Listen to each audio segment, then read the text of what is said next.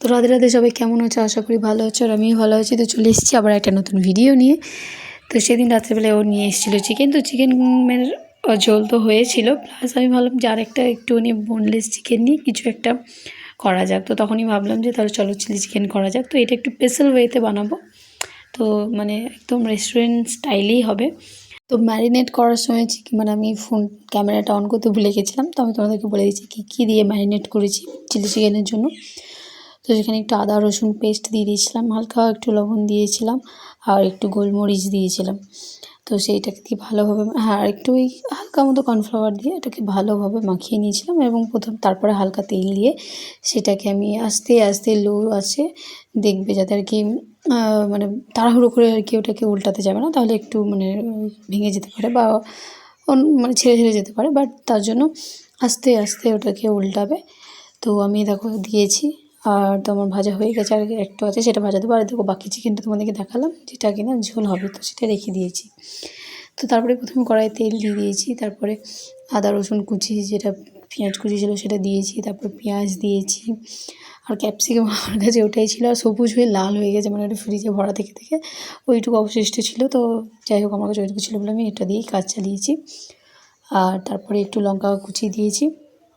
তো সেটাকে অনেকক্ষণ ধরে 5 মিনিট ধরে রান্না করার পর আমি চিকেনটা দিয়ে দিয়েছি, ঠিক আছে।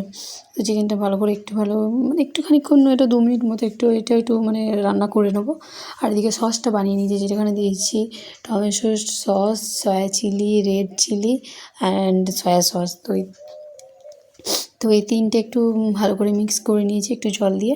আর হ্যাঁ, টমেটো সসটা একটু বেশি দেবে, যাতে মিষ্টি মিষ্টি ব্যাপারটা থাকে, ঠিক আছে। তো আমি সেটাই দিয়েছি।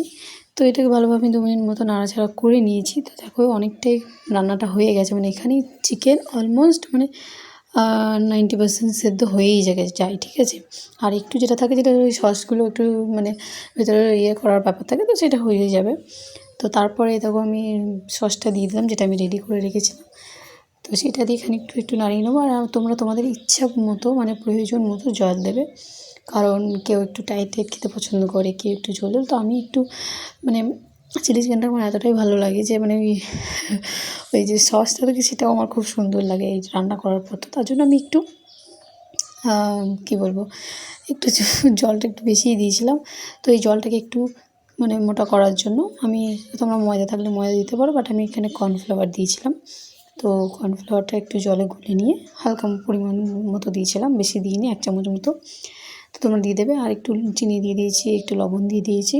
তো তারপরেও 2-4 বার একটু নাড়িয়ে নেবো 2 মিনিট মতো।